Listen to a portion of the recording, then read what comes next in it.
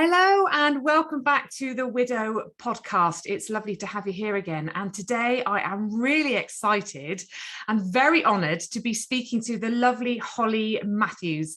Holly is a widow, a mum.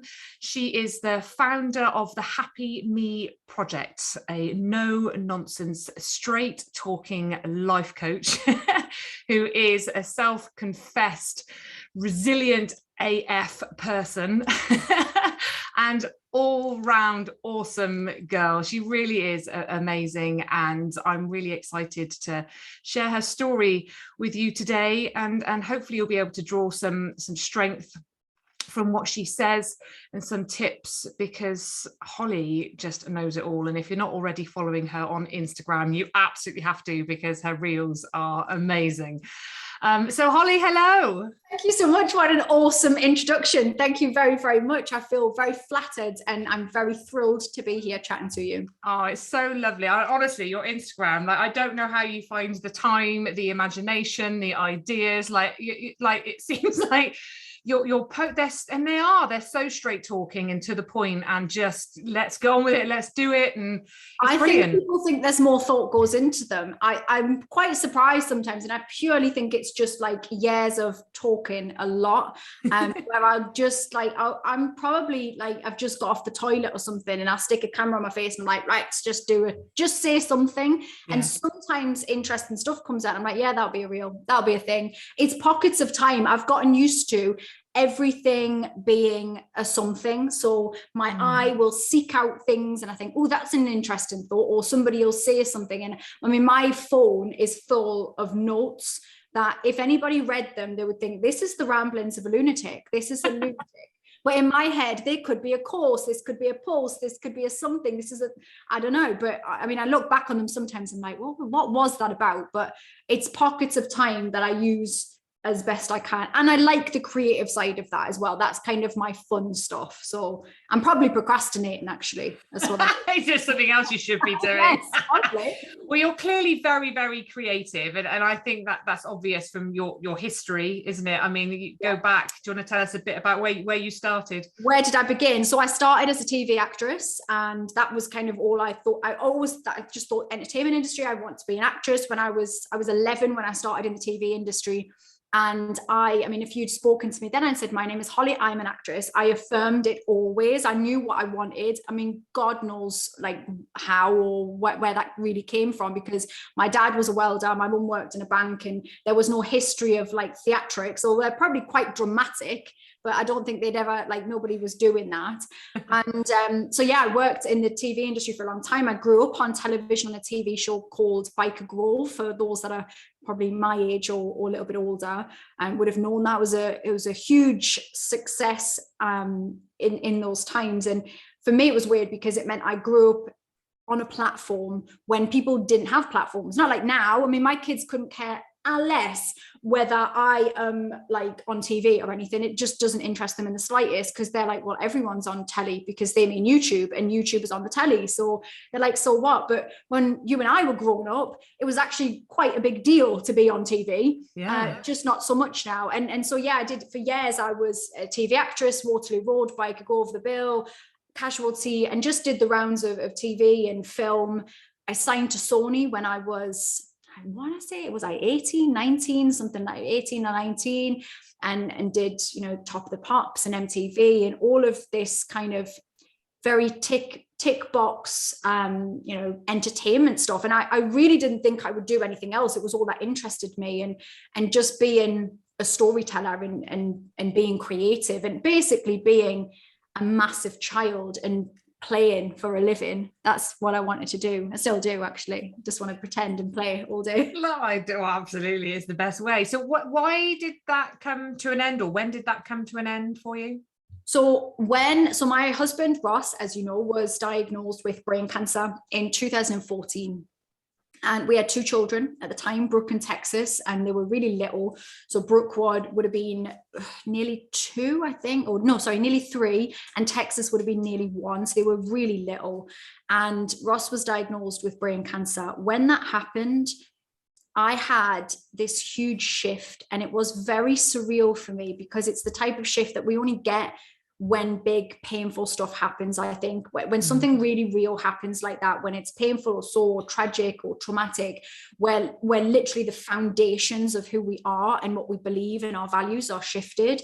And for me, that, you know, my whole life, and anyone who's in the, particularly the entertainment industry, we are so one track minded, because you have to be the most ambitious, the most driven, you have to be so focused.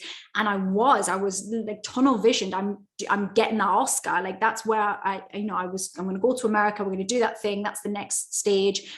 Then when Ross was diagnosed with brain cancer, rare brain cancer, I just had no idea why I wanted to do any of it.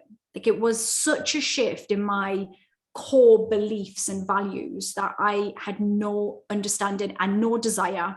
And not because I was normal scared, it was literally like a shift happened in my brain. If it wasn't a shift, I would still have that same pull, and I don't have that same pull to do it in the same way. I still have a pull to TV, but in a very different way now. And it was just such a shift. And I think I just finished doing BBC Casualty. I've done it a few times, but this was a particularly challenging few episodes. And in terms of the character, it was a sexual assault case. It was a really big one.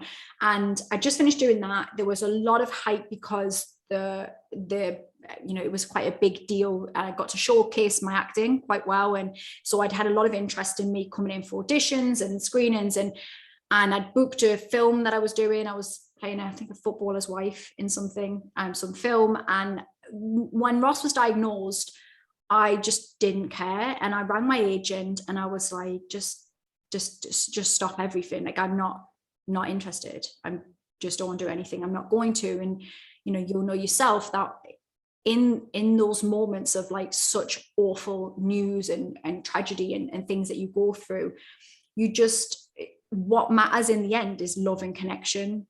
And actually all of the stuff that's outside of us and all of the things that we put huge great scope on, our jobs and our status and our homes and our car, none of that matters when real stuff happens. None of that matters at all. And you recognize that.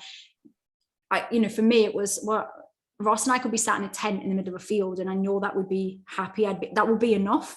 That would be more than enough. I wouldn't need more than that, in which case, do I need any of the other outside stuff? And it was a real sort of, I guess, crisis of who I was for a moment, to kind of reestablish what that looked like. But in the last year, I have dabbled back in some acting stuff and I've enjoyed it in a different way.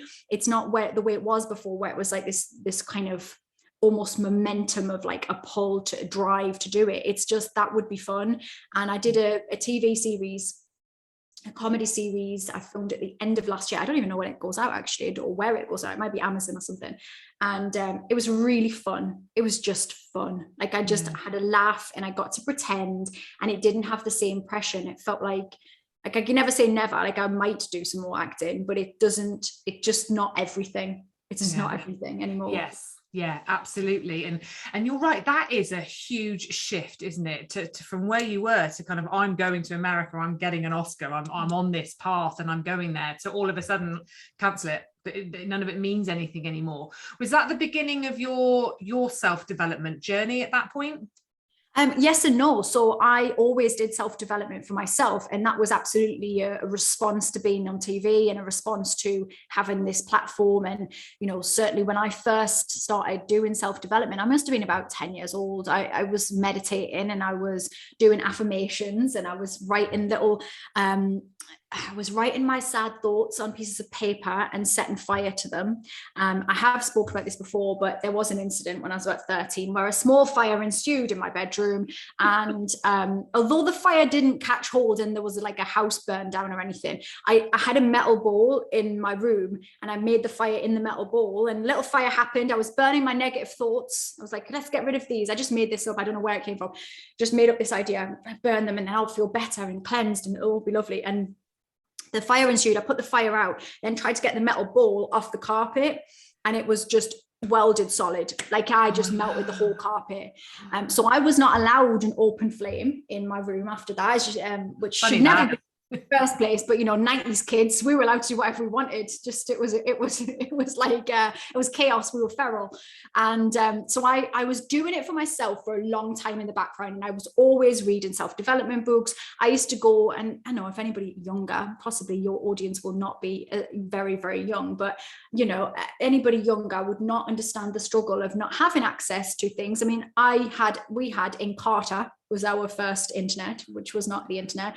And we went to a library. Ooh, do people do? So I love a library, but I used to go to the library and take out like hypnosis audios and like self-development stuff. And I just had this real interest, and I think it's actually very linked to acting anyway. So as an actor, my job is to learn about people's minds, to understand the character's mind, but then to walk around in their shoes and pretend to be them. As a coach now and in self-development, I have to learn about people's minds. I have to walk in their shoes and understand. I just don't pretend to be my clients anymore. That would be really strange. I don't think people would think that's appropriate. But at the time, I was just working on it for myself to bounce back from, the rejections that you have as an actor, the being on that platform where you will be judged and pointed, and you're the girl off the telly and all of this stuff. And I had a lot of body dysmorphia stuff when I was growing up, and hated the way that I looked, and I needed to understand how not to feel rubbish. So I did all of that myself in my own personal life. When Ross was diagnosed with brain cancer, I was talking about this stuff, like I was probably talking it out for myself, but people around me started to gravitate towards me and to ask more about that and to try to understand it. I had already been coaching people on confidence, which I just did outside of acting. I was kind of teaching people largely how to pretend to be confident. They want to look confident for meetings or auditions or socially. And I was teaching them that, but I was also kind of, because I knew it, talking to them about the internal confidence and self-belief and how you do that.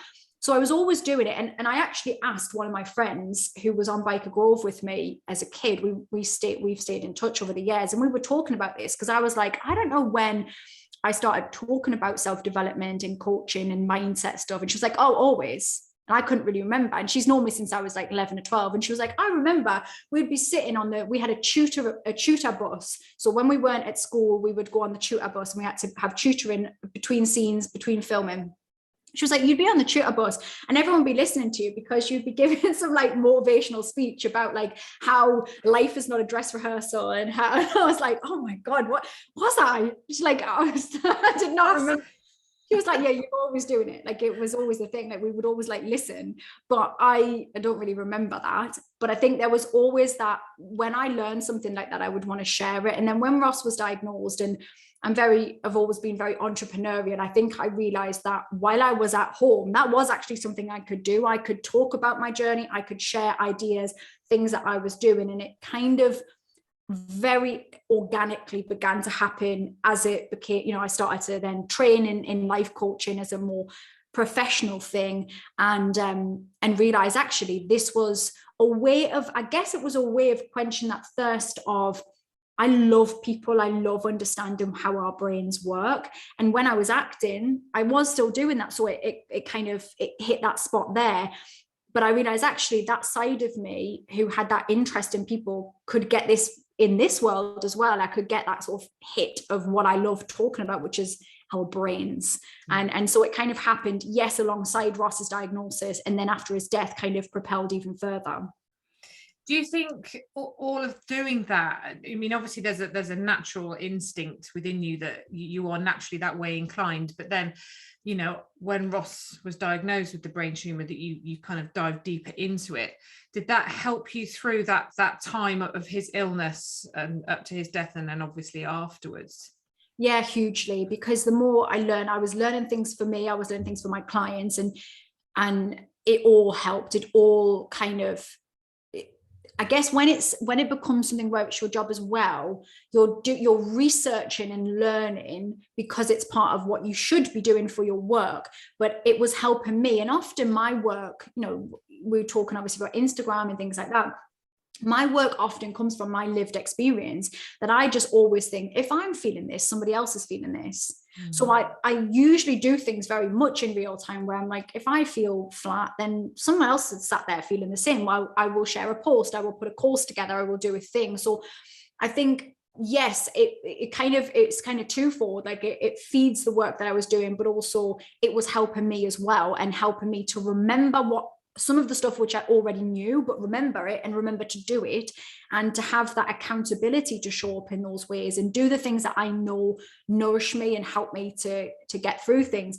Definitely the biggest thing I think that helped me was, because of being an actor and having to have that grit and that bounce back and resilience and reframing ability. You know, if you don't get a part in the acting world, it's not like a job. You don't get a phone call to say, I'm really sorry you didn't get the job. It's literally just waiting, and it's like, all right, didn't come off then. Like, it's horrible. It's horrible. It's so disrespectful, and the industry needs to change massively, because it's just disrespectful. People do loads of work, go to an audition, and then just hear nothing again because it's just not time. And so I had really cultivated that ability to reframe. All right, it's not necessarily me. They just went another way. Went with whatever. I'd learned to reframe. And actually, when it came to Ross having brain cancer, and then Ross's death and end of life, and then going forward into the grief forward, it's always been about, where is the good? There's always good. Somewhere in this shitstorm, there is good.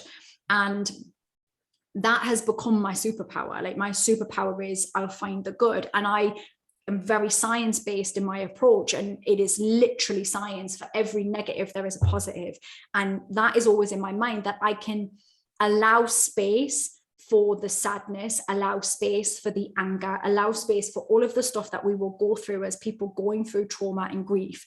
But then also have that ability to seek out the good. And that is trained. And I think people will look at me perhaps, and especially when I'm talking about doing this from such a young age, and think, well, it's just a personality trait, and or it's just you're born with it or you're not, it's genetics.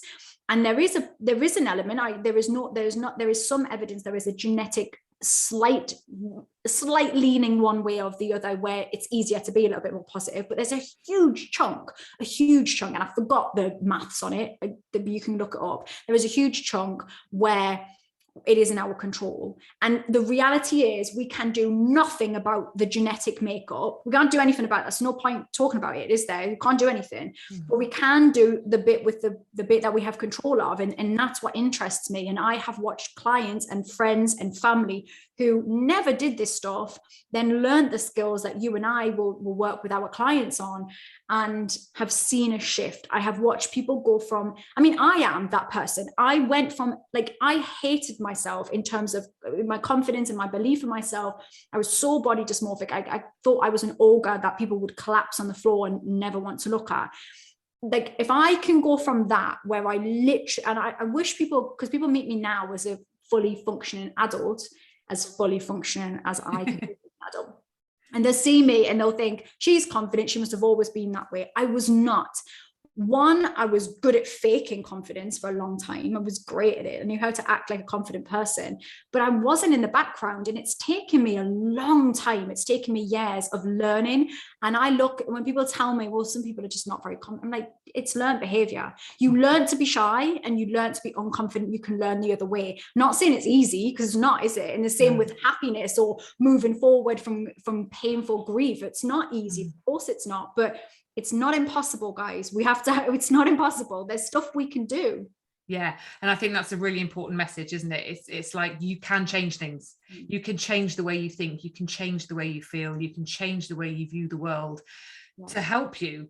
And I think we get stuck in a rut. And also that idea of, well, it's all right for them, they can do it. That's what they know. And it's not. Exactly to your point. We learn our thoughts and our behaviors, so we can unlearn them and relearn them, and it's all possible. And just because people see one snapshot of say, you and I talking, right, we both talk very freely about our pain and our grief and all of that stuff, and we are talking about moments, but let me tell you, those are not all of the moments. Like, there are moments when I have and still will be and have been in utter despair at the fact that my husband has died, in utter despair of how on earth do I navigate being a single mum? I didn't ask for this. I didn't ask to be. The anger that ensues in you, the rage, the responsibility. I've felt all of, and do feel all of those things. So it's not, once you've done the stuff and you've ticked the boxes, it's all done and dusted. Of course it's not. It's an everyday lived experience. And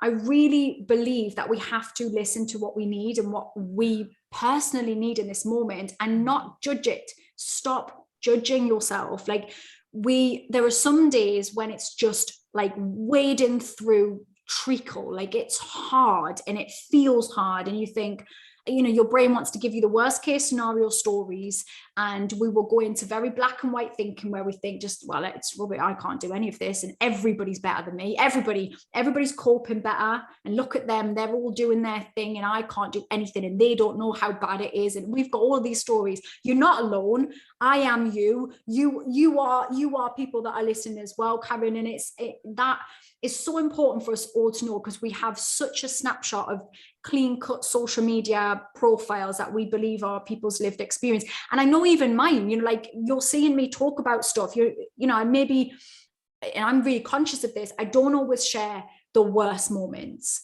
One, because some of my worst moments include my children, which that's not my story to tell. That's not my story. But some of, I, even in my worst moments, now have this ability, and I say now, I have this ability because it's cultivated and it's practiced, and this is why we've got to do the thing over and over again. We've got to keep practicing the stuff. I now have the ability, even in my darkest moments, that I think it won't always feel like this. And I've just got to, it's almost like this feeling of just hang on, just grip on. And I saw a quote in Brené Brown's new book. Thought it was going to be, I'm looking around because I thought it was going to be out on my table, because everything else is, believe me, everything is out on this table. But the quote in there, and it was like a pull out on one of the books, and it just said, we need hope like we need air. And I'm like, oh, that's in those moments, it's just give me the life raft. Like, I need something to get me through this bit. And when you are a widow, when you are grieving in those depths, there are moments when it's like, I'm drowning, somebody give me a life raft. And that's why we do what we do, because we can sometimes be that life raft for people, but equally what people may not get is that by being that person, that's our life raft. Like, that's how we get up. I get up by, I don't know, I've lost my metaphor now, but I get up by helping other people get up, and that helps me to get up. And, I know that's not the case. It's not going to be everybody's life raft to do that, but we need those moments, and we need to recognize that when we're in the depths of it, it's not forever. It won't feel like that forever. But I think that's really hard to see, isn't it? At the very beginning, I remember Simon died, just thinking, oh my God, this is it. This is my life. My best days are behind me. How am I ever going to get over this? This pain's never going to subside. And you kind of attach yourself to these stories because you don't know any better, because grief isn't really talked about, and people aren't out there. I think the more I've got along the journey, the more I've kind of found people, but widely it's not hugely talked about. No. And trying to find people that offer that hope, that go, yeah, do you know what, it's really shit and it's going to hurt for a long time, and you're going to go through the depths of despair and you're going to feel like you're drowning, but you will come up for air, and you each time you come up for a bit longer, and then you won't go down quite so deep, and just slowly but surely it kind of, you find a little bit of balance, a bit of calm amongst the chaos. But you've got to keep moving, it's like they've got to keep that momentum going, which is really hard.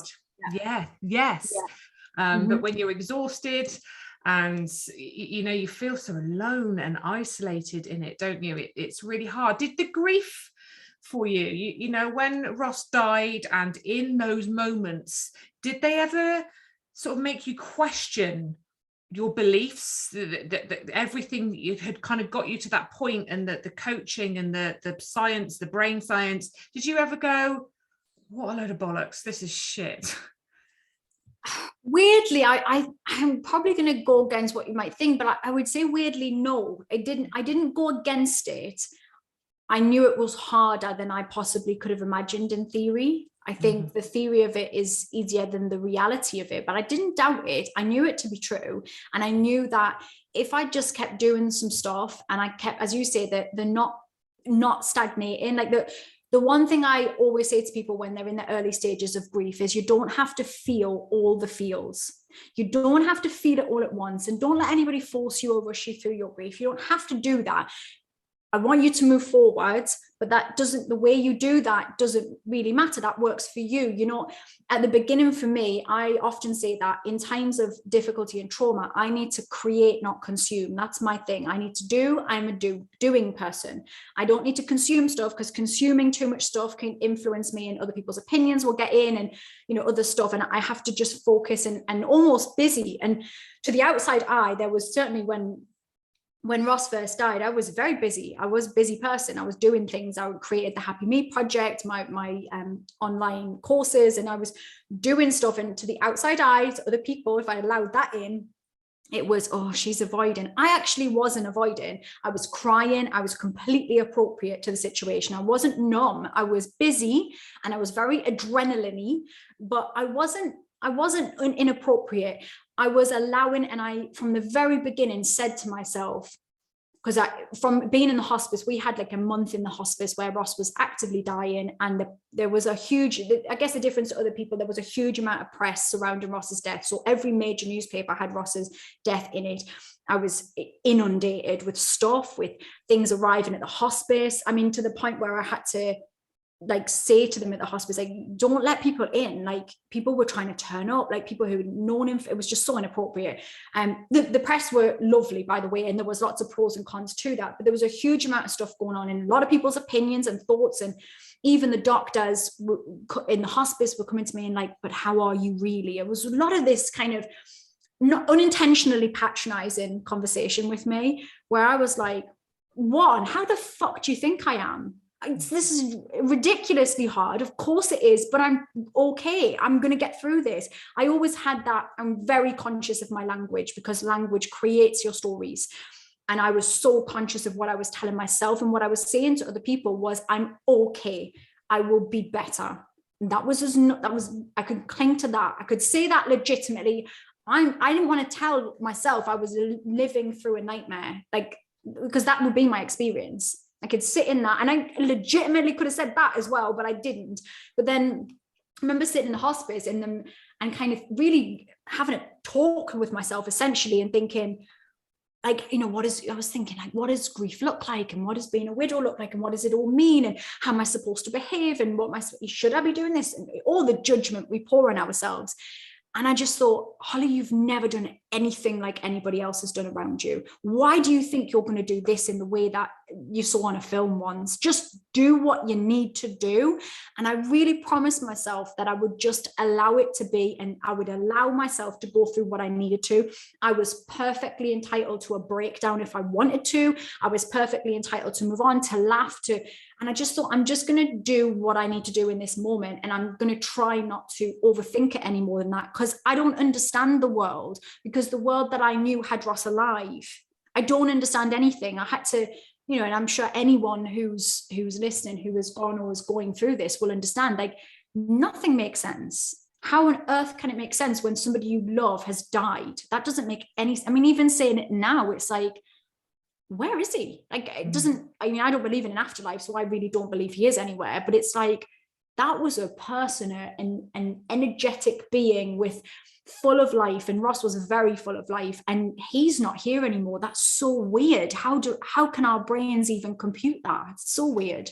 Do you know, I think it almost feels like it's impossible sometimes, you know, like I'm over 5 years in, and I still sometimes have those moments where I kind of go, Simon died. He died. He's dead. That was it. You know, and it can almost take your breath away sometimes. You know, I'm in a really good place with my grief. You know, I'm very, very happy in life again. I am living a very good, fulfilled life, you know, but I still have those moments where you go, how does that work? That's yeah. Like, you know, processing that and understanding it. And I think, do we ever? I think, for me, I've had to focus on, I guess, making sense of it in my way is finding meaning in my life after it, and taking the learnings, because my God, I've only discovered self-development since Simon died.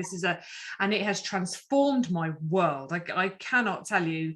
And would I have done that? Simon lived? I don't know. I can't answer those questions, but I'm grateful for that, and I think I have to, for me, look for those lessons in it that allow me to create meaning in my life. And that's how maybe I make sense of it.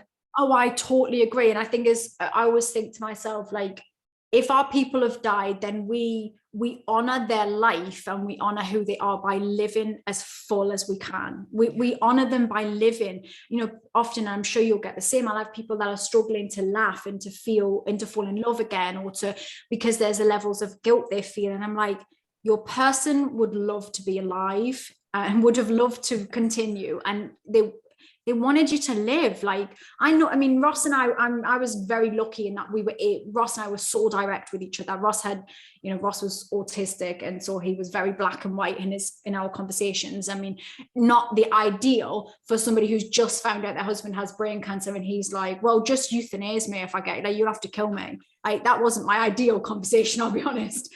And he was very much like, well, when I'm dead, just chuck me in the bin. Like, in fact, on his funeral, like, what do you call them? I mean, the funeral thing's a whole different beast, isn't it? But he had them, like, funeral cards, what do we call them? Like order of service. The program. So that's my accent. What's the program? When's the interval?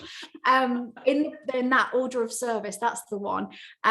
We just had on it, like, what Ross said to me before his second brain surgery, and we were having to talk about all of the stuff and if he died in it and all of that, and he just said, look, just tell them I was all right, tell them I was a good bloke, like that, just tell them I was all right, I enjoyed my life. That was it. And people might minimize that in some weird way, like, oh, is that it? Like, is that it? We in life and death. But for me, I look at it, Ross was 32 when he died. To have lived a life like he did, where he did whatever he wanted. I'm not saying he ticked every box of every aspiration, but he lived as authentically as a human being can live, and didn't have any regrets, didn't have anything unsaid. I mean, literally nothing unsaid, and that to his detriment a lot of the time. But he didn't have that. And some people get to 100 and don't have that in their lives. They've never lived in that true and honest way. And I think because Ross and I had that, we had that kind of relationship where we were so black and white about everything. And we'd had so much, I mean, we had nearly 10 years together. And for those 10 years, we were together all of the time. Like, all of the time, from the second, like, we both of us worked for ourselves, and so had that luxury of being together all of the time. And it was we were very intense, like, with each other. And we learned about Ross's autism and stuff. And I was essentially, and anyone who understands autism, autistic people have topics or things they really like hyper focus on. And I was one of Ross's topics. Like, I was one of his. He was like, no, I mean, he would gush about me, and like in a nice, like, in a ridiculous way as well. But like, we were very intense as a couple. We were pals. Like, people used to call us Rolly, the mix of our two names, because we would like trouble together. We would just get up to mischief, and it was fun. And during that time of being together, when he had his second surgery, and we had to have those harder conversations where we recognized this ain't going away. Like, the first surgery, you're all full of hope, and maybe we can do it. And they were ticking a box to cure.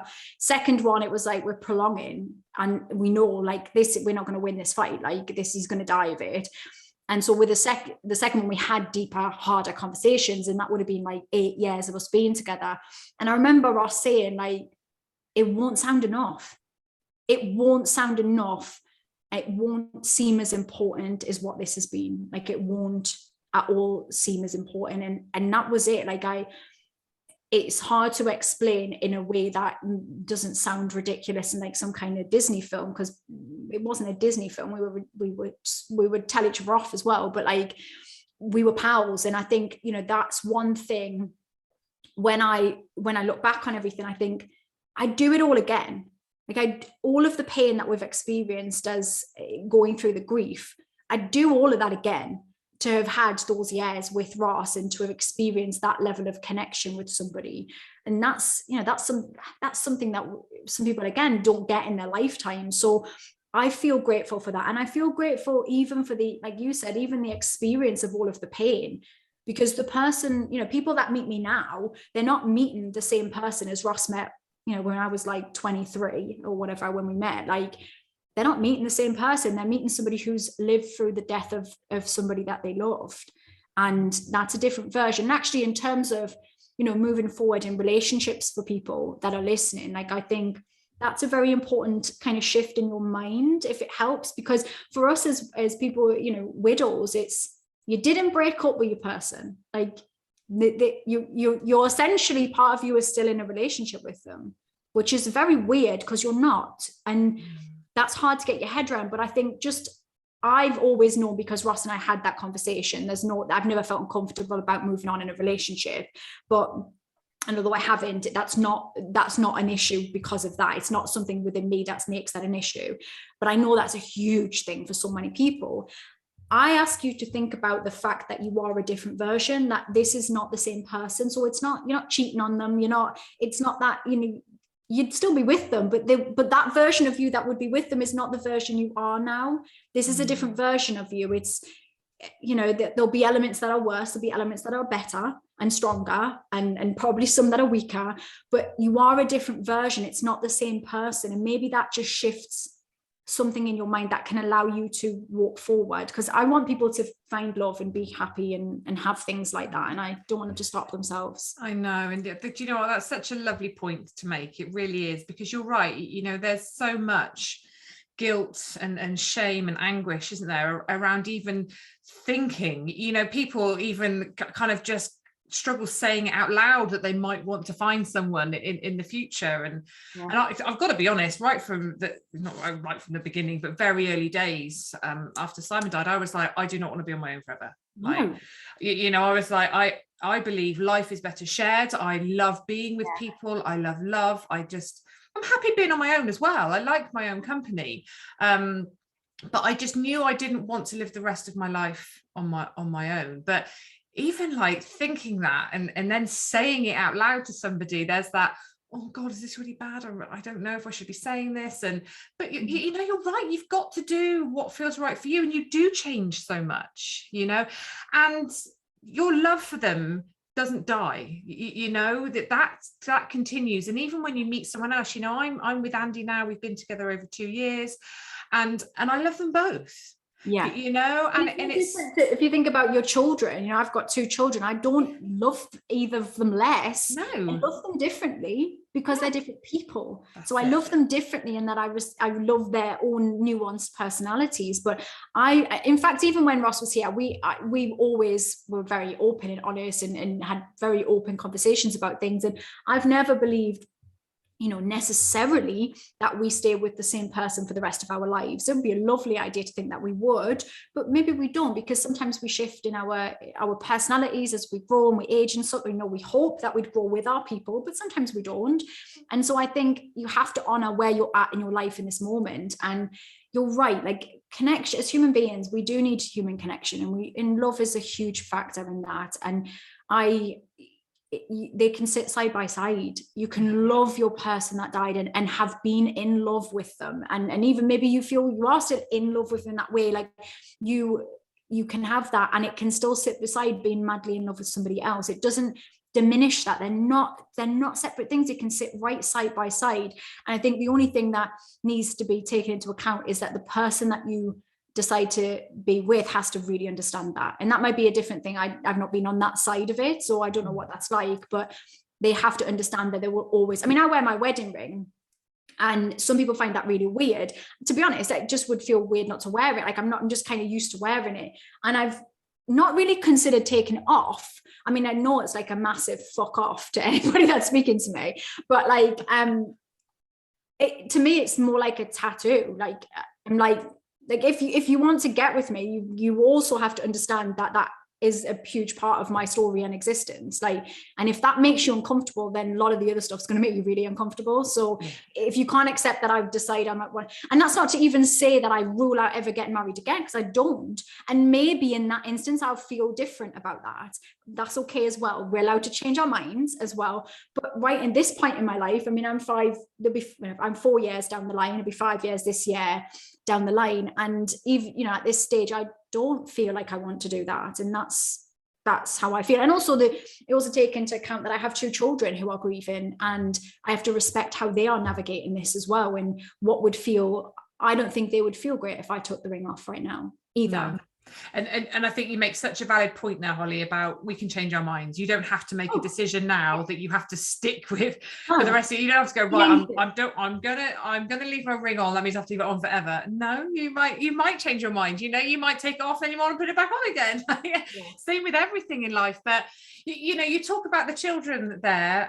Your children are gorgeous. I haven't met them in person, but I've seen them on your Instagram, and they appear to be very confident, very self-aware, self-assured.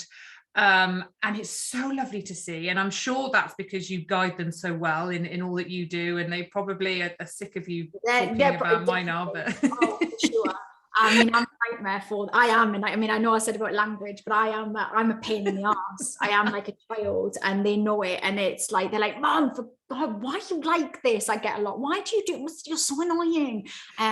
But they're little firecrackers, and I really, you know, I think it's so weird. What's interesting about having children, and especially when your partner has died, is the genetics that come into play. I'm sure you would have seen this as well, where I'm like, how are you like that? Because he's not here. It's so weird. That is like, I mean, Brooke, my oldest, like when she's being mardy and moody and all that, and which you know, she's a tween, so it's frequent. You know, I'm not slagging her off. She's not here. Don't tell her. Don't grassle me, anybody. She, you know, when I'm like, oh my God, that's your dad's face. Like I can see him. So, but just even like personality stuff with the kids, and like how they school, and like how they learn, and like so weird how much of that is strangely nature. Like you sort of assume it's all nurture. And I know that Ross and I, there was lots of similarities in our directness and impulsivity and things like that, which we see in the children. And but it's still weird. It's still weird seeing, and I actually, a comfort to the girls, a lot of the time I'll say to the girls, you know, what's lovely is that, because the girls know I don't, you know, and it doesn't matter what anybody believes. You can believe whatever makes you feel comfortable always. But I don't believe in an afterlife. Ross didn't believe in afterlife. He was an atheist and didn't believe in God. In fact, he said, if I get there and there is something, he's gonna get it so bad. If there is an actual God, he is going to be in for such an argument with me, because I'm fuming. There's so many things. Babies get AIDS. What the hell? Like, no, absolutely not. But anyway, your God, it might be different to that version of God. I'm sure it is.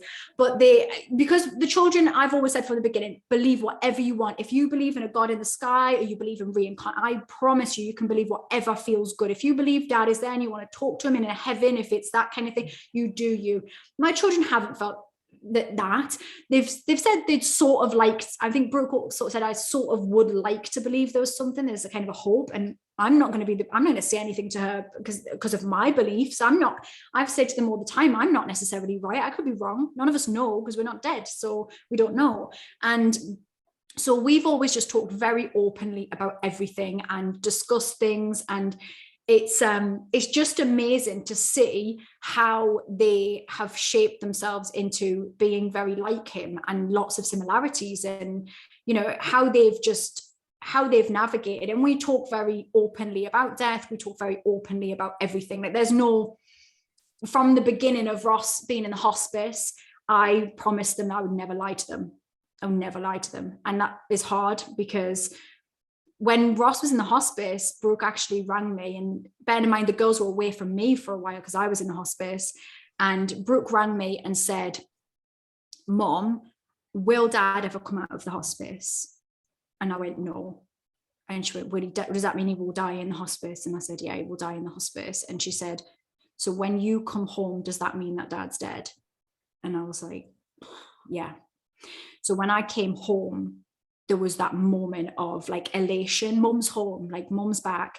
And then that realization of like what that meant, that I'd come home. And from that, everything they asked me, and it doesn't matter whether it's grief related or death related or sex related, they will get an answer off me. They will get an answer, because we've had to create this dynamic of trust. When you're living that, you have to have that trust. You have to trust each other. You have to make space for each other's emotions. And, you know, I'm sure you talk to your children about your emotions as well. And I think that's really key. Like my kids will know, I'll say I've had a really crappy grief day today, like I really cried over this, and I'll say specifically what it was, because I want them to know it's okay, and it's okay to cry, and it's okay to be angry at it.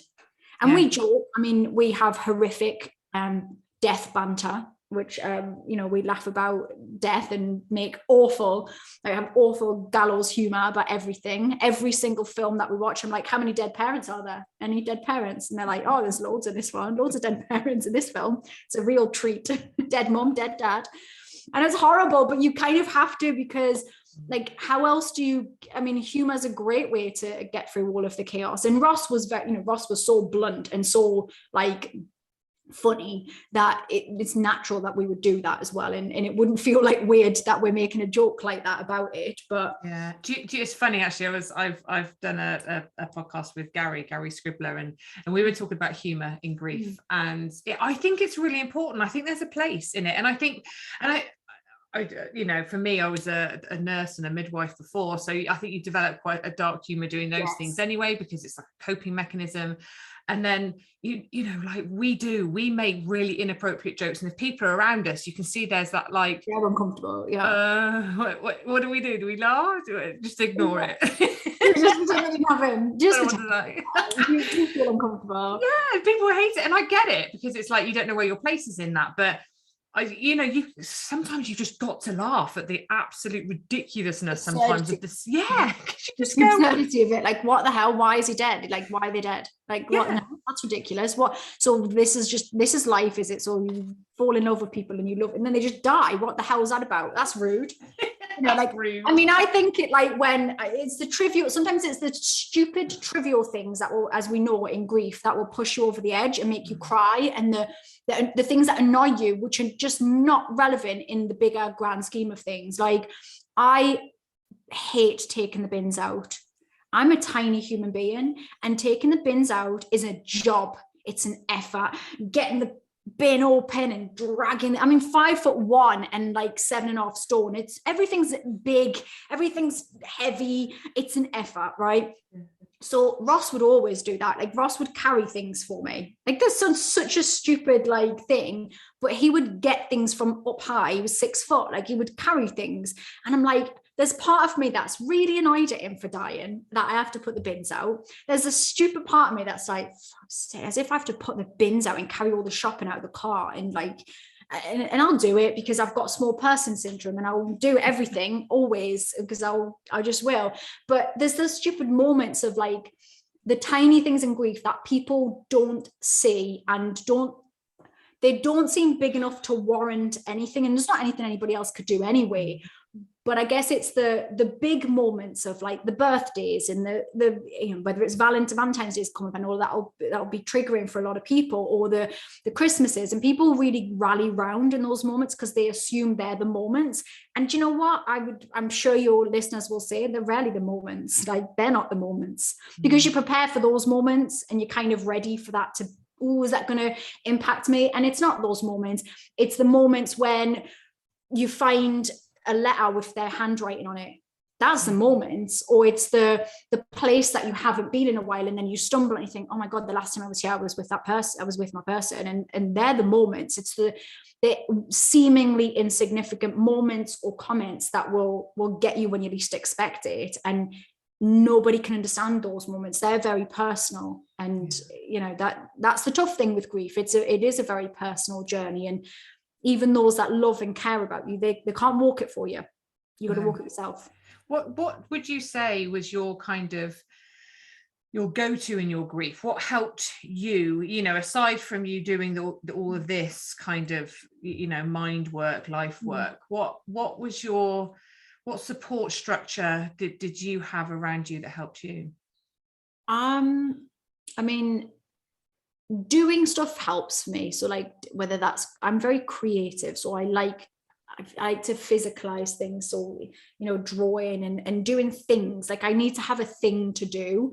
I'm definitely not a very still person. So I don't sit still very easily. So I think just, I mean, just certainly talking about stuff and not, I don't find, I can't be inauthentic. Like, I find that really challenging. So just saying what I think has helped me a lot. And physically, like in terms of activities, like physically doing things and having things to do and writing, and that's all cathartic for me, as well as being intertwined in what I do as work. But also just really trying to, I mean, I'm an introvert, so I don't necessarily get comfort or energy from being around. I'm a confident introvert, so that's really confusing to people, but I like people. I'm very confident. I've got no issues walking into a room full of people and having conversations with everybody. Then I'll probably love it in that moment, but it will drain the goddamn life out of me after about an hour, and then my social battery will die, and I'll just be sat there like zoned out. So I know that about myself. So I don't necessarily find comfort in being around people. So I didn't, even in the very beginning stage, and I know that's, I guess, possibly unusual for some people's way of dealing with it, I didn't really want people around me. Like, I wanted to deal with it. Like, day after the funeral, I took the kids to Butlins, and everybody, I actually had like a voucher, and I rang Butlins, and I was like, I had the idea. I thought the kids will like that. That'll be something nice for them to do afterwards. And we'll just go away and we'll work it out. We'll work out what this looks like being a 3. And I rang Butlins, and they didn't have any space where I wanted, in the nice plush fancy like one lodge thing that they had, and I wanted that one because I didn't want to go in the other ones, because I've been to Butlins as a kid. Look, I'm not being snobby. I'd had my time. I'd done my time in the crappy ones, and the chalets and the chalets, right? And Butlins is good fun, but I wanted it to be a bit more luxurious when I went, and I had a voucher. So I rang them, and I was like, can you get me in? They didn't have any space. And I was like, please, like, it's my husband's funeral tomorrow. Like, just give me a break, find a solution. And they did. And Butlins were really good. And they put like games and stuff and balloons and teddies in the room for the girls and stuff. And we got there, were really lovely.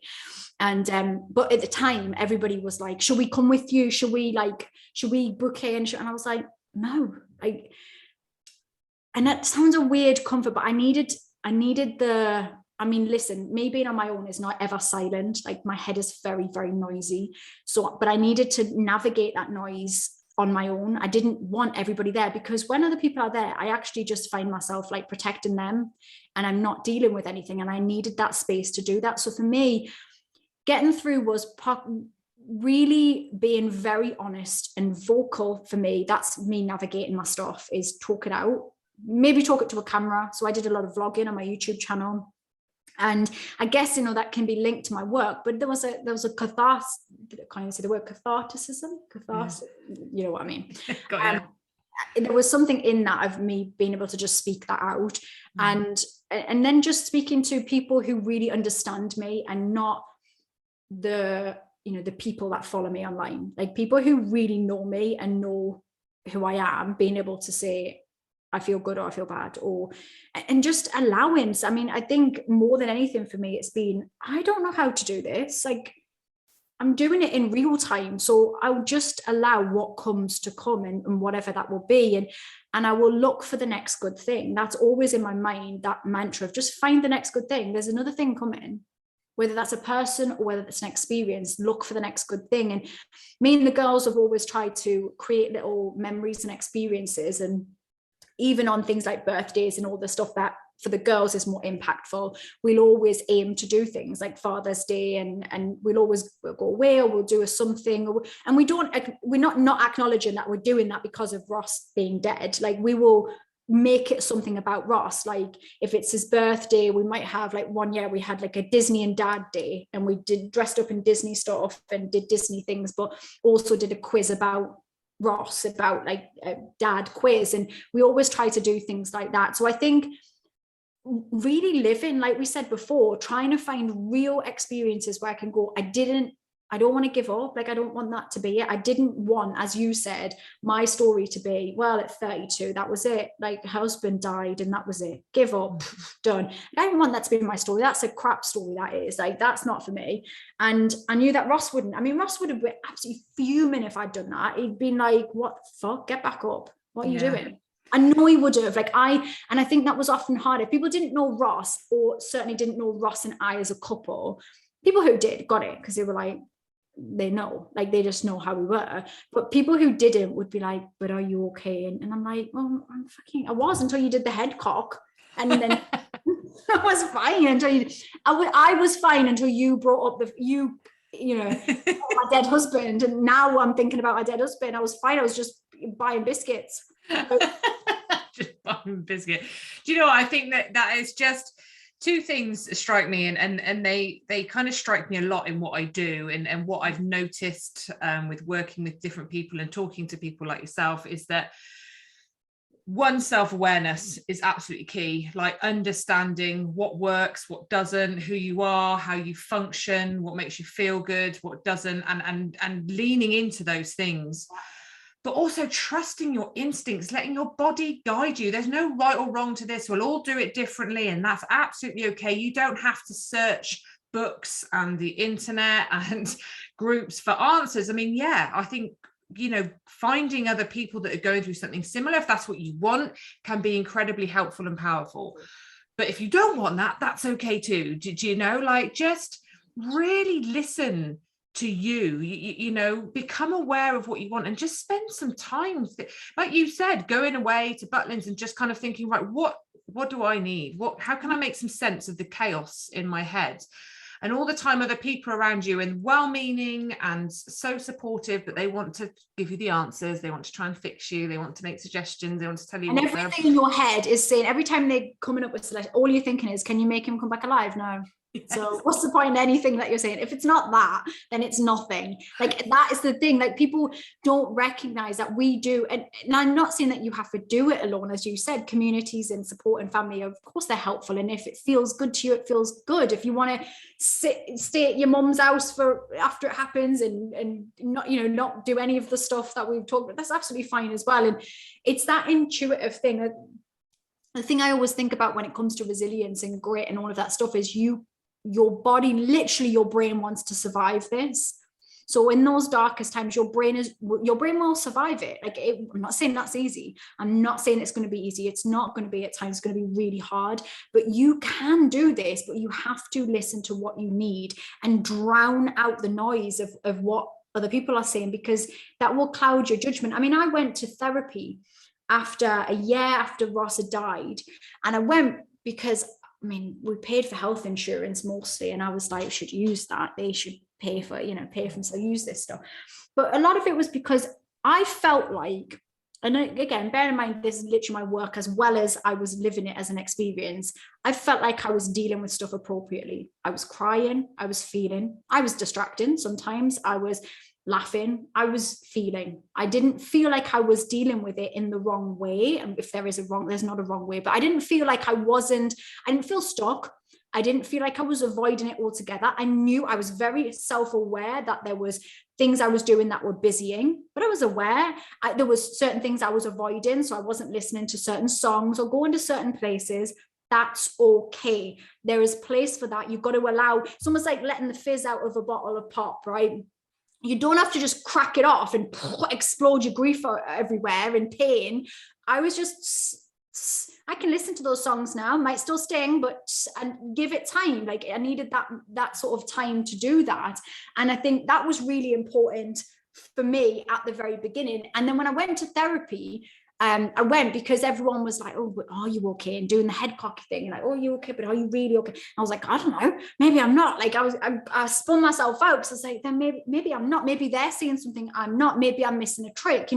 I'm a big believer as a coach myself, and I know you are as well, that coaches need coaches and therapists need therapists. And like, I'm not immune to that. Like, I have coaches that I work with, and I do the work that I do with other people. So I was like, maybe I should just go and see a therapist and talk it out and see if I'm like missing a trick, and also like, utilize the fact that we spend money on insurance. So I went to the therapist, And honestly, I mean, one, the therapist shared, probably shouldn't have, that her husband had died. So already I'm like, do you want me to coach you? Is that what we're talking about here? But like I worked through it with the therapist, and on our like third session, she just went, you don't need to be here. Like, you don't need to be here. Like, you can stay and do the full 6 sessions. I mean, I did, because they're not like money in that. Like, I thought we should I'll pay for that session. We'll have a chat and a cup of tea, be fine. But she was like, I think you just need to stop listening to what other people are saying to you. You seem to me like you're appropriately dealing with everything, that you're feeling, that you're doing the thing, you're allowing tears, you're swearing when you need to, and you're angry when you need to. And, you know, that's not to say that that sounds very breezy way of me dealing with it, but I felt like all of the emotions I was feeling, the intense ones and the not so intense, were just appropriate. And actually, since that really was a wake-up call, I mean, certainly a therapist saying to you, you don't need to be here, was like, it was kind of like, just trust yourself. Yeah. You knew you didn't need to be here. You knew you were dealing with it. And just because it looks different to how people are comfortable, that's on them. Let them deal with that shit. That ain't my business. And that's really how I've dealt with it since.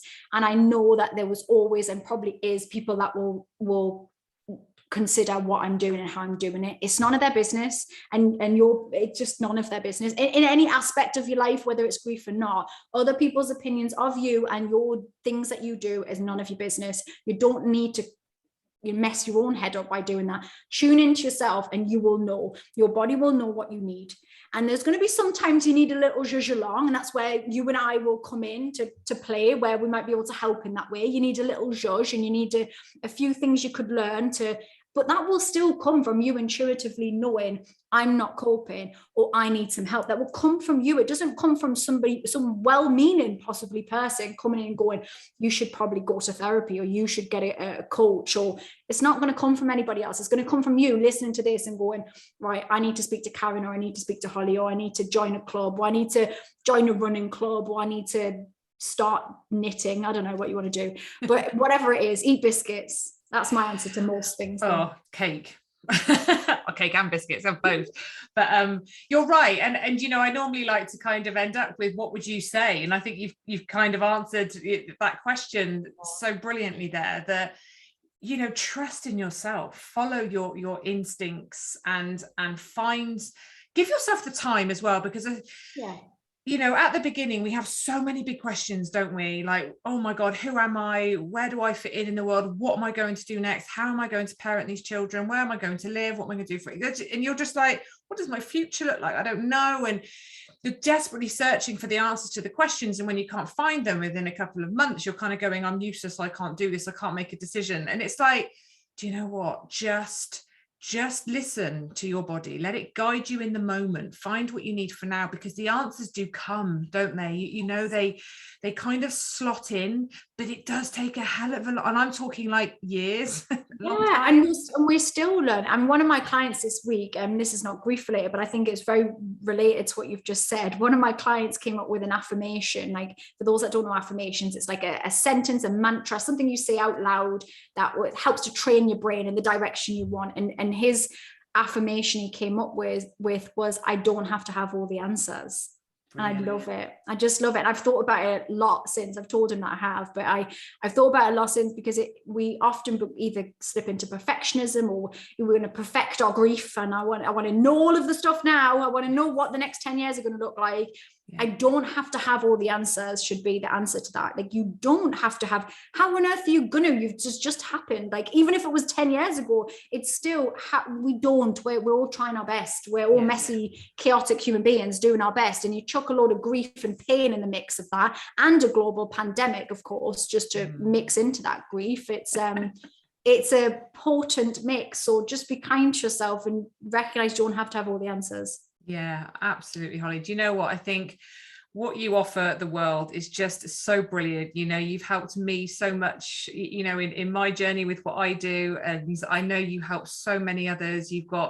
I know you do your one-to-one coaching, you've got your membership, which is just awesome, isn't it? Like, but for £20 a month, what do you mean? It's just crazy. I need a slap. I mean, the Happy Me Project membership, for those that don't know, it's my no nonsense self-development membership. And I kept it at £20 a month because I know my audience, for starters, and a lot of my audience is affluent, not all, it's varying degrees, but I appreciate the normal men and women who just want to literally learn how to feel more happy and less crappy, and whether that's grief related or not that we've had you in obviously talking about grief in the membership, which was amazing.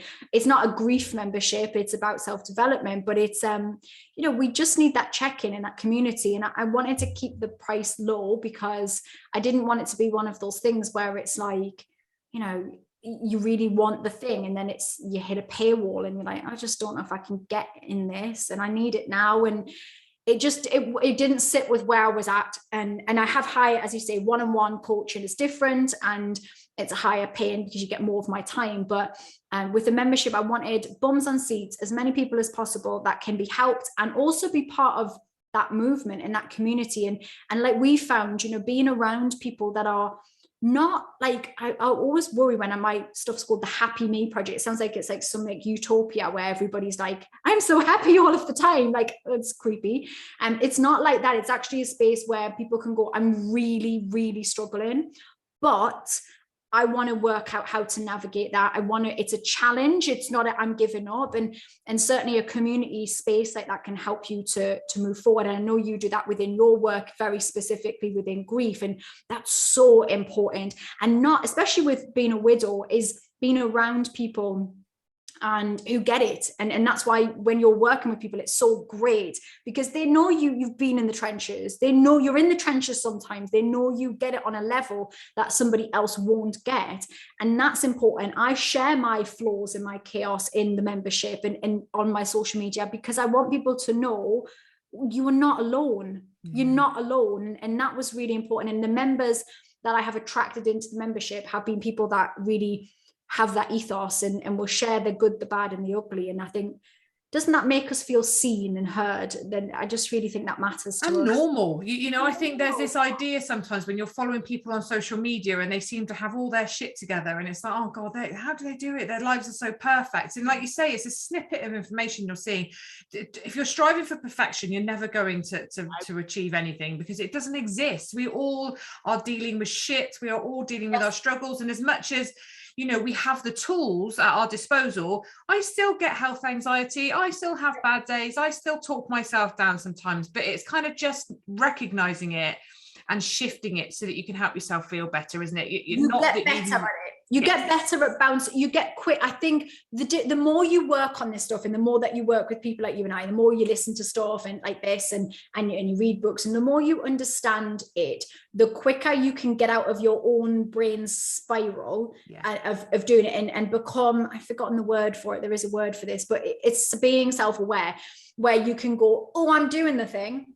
And that doesn't mean you won't be still doing the thing. Like I'm talking down to myself. Okay, I know I'm talking down. This isn't very nice. And you're almost having this like conversation. You know you're doing the thing, but you're still doing the thing. And it's not that you won't ever do it. It just means that you can often bring yourself out of it in a quicker way, being aware of what your triggers are and what your own special nuanced chaos is. Once you get that, you can go, oh, if this happens, I know I'm going to spiral out into doing the thing that I do, when the unhealthy thing.